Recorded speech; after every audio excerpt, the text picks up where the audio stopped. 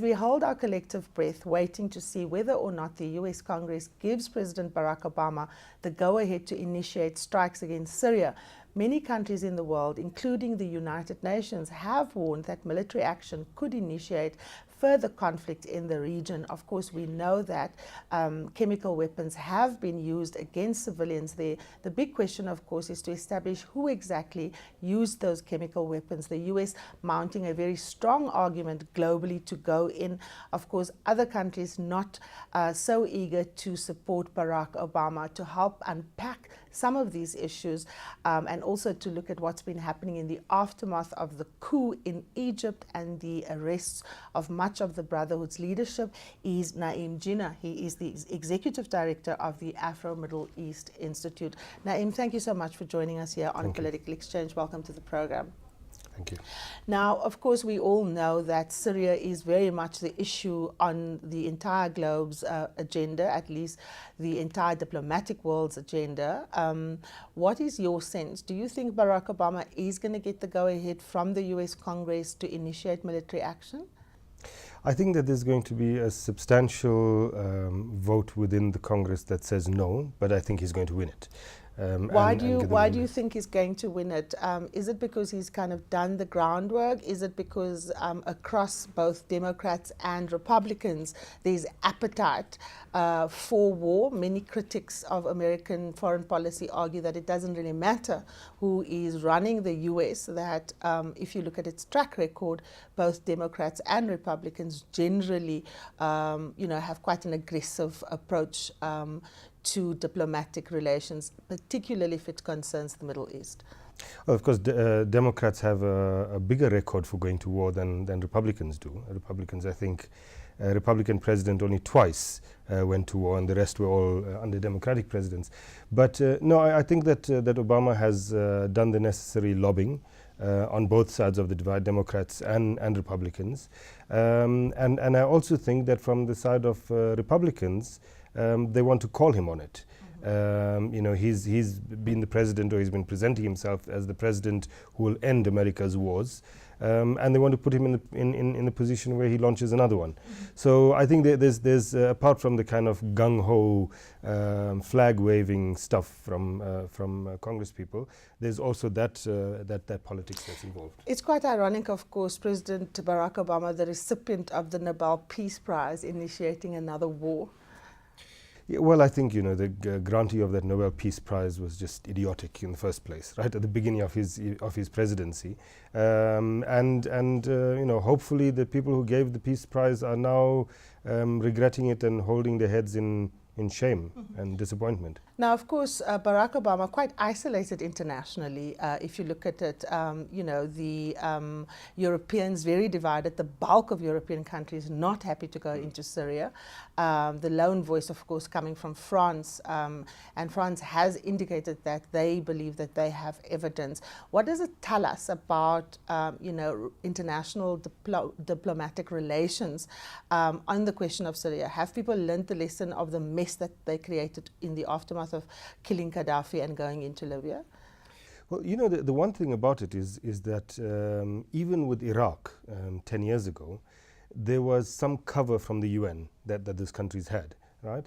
Then with Libya, they managed to convince Russia and China not to veto it, managed to convince South Africa to vote for, etc. And they got the vote. Of course, they went far beyond what the resolution said, but they had some cover from the United Nations.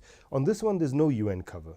And so countries are very wary. Many countries are very wary of that in a situation where many countries in Europe, for example, are looking and hoping for a multilateral world and multilateral solutions.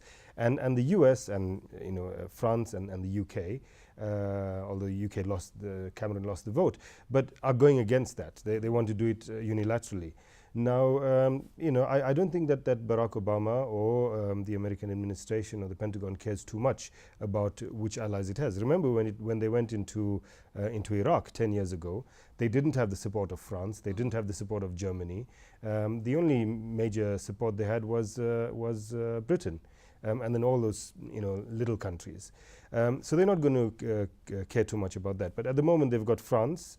They've got possibly Turkey, because Turkey is going to have a parliamentary debate about it, and there's no guarantee that how that debate will go. There's strong opposition within parliament, and a few Gulf monarchies, which is unsurprising. Says a lot about democracy. But yeah.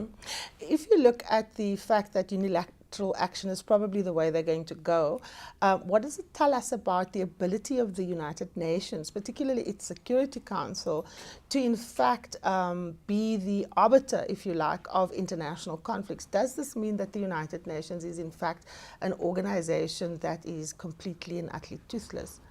It's not completely and utterly toothless. I mean, the United Nations Security Council has created, through its resolutions, lots of wars, has done lots of peacekeeping. So it's not toothless, but it is fundamentally problematic in terms of its constitution, the fact that it has permanent members who have vetoes. And we're seeing that not only in this issue, but a number of issues before. I mean, the Palestinian-Israeli issue, a whole range of things.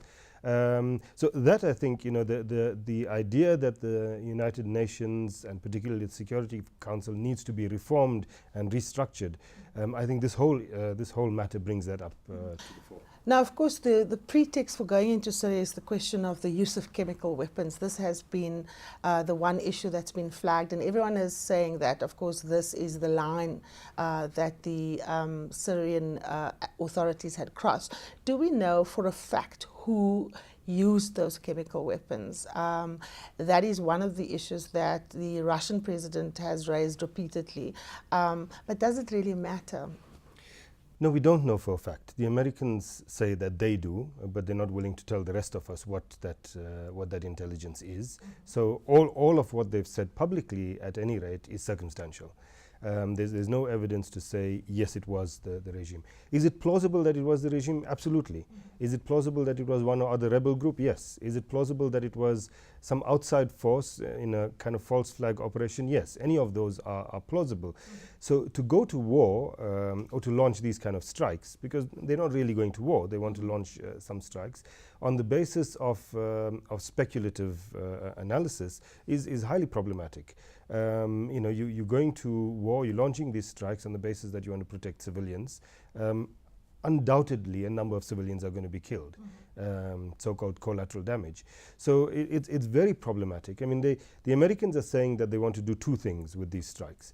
One is they want to basically scare Assad so that he won't use chemical weapons again, assuming he was the one who used them.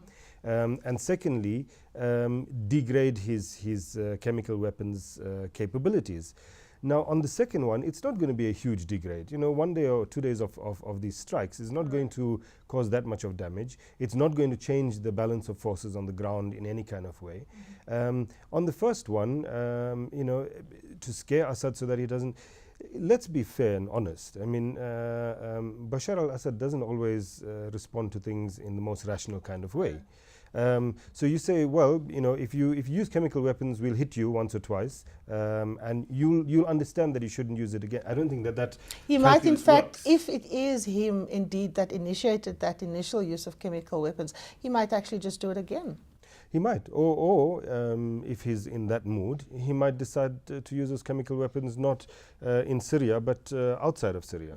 And there's enough targets around. Now, many people have argued that this is less about Syria and more about Iran, and that this is in fact a proxy war and a proxy conflict, that the message is in fact, or the aim of the message of the US action is in fact the Iranian regime. Would you agree, Na'eem? I think the crisis in Syria in general has become, unfortunately, a proxy matter. And I say unfortunately because it means that we continue to forget that the real victims here are Syrian people. And we talk about Iran and the US and Russia and Turkey and all of that.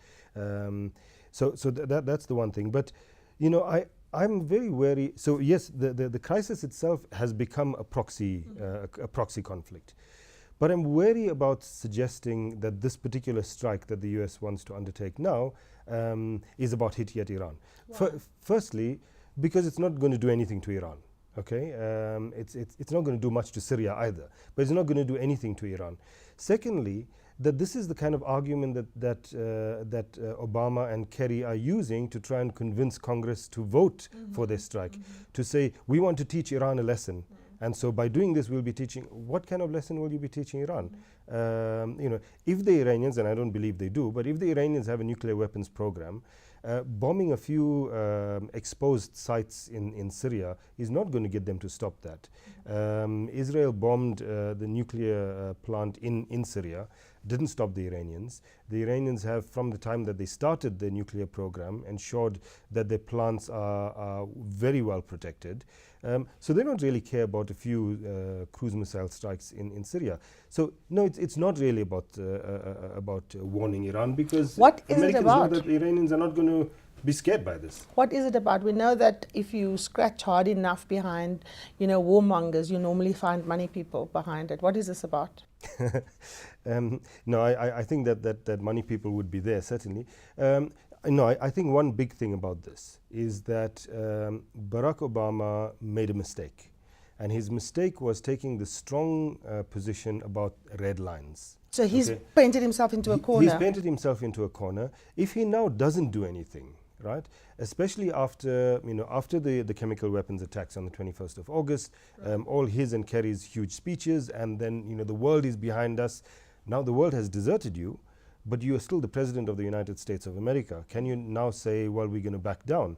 And so his going to Congress for support is Obama's way of saying, okay, even if the rest of the world is not supporting us, at least the American people are.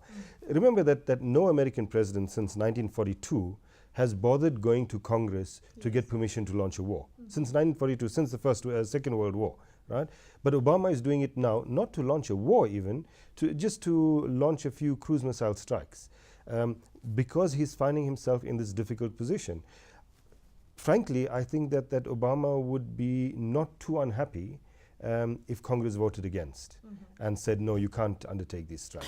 It'll give him a cover to step back. It'll give him a way out, and kind of elegant way to get out of it without having to lose face. Yes. I wanted to do the right thing, but the American people decided against me. Na'eem, we have to take a short break, but do stay with us. When we come back, we will be continuing to look at the broader implications of the crisis for the Middle East region. Don't go away.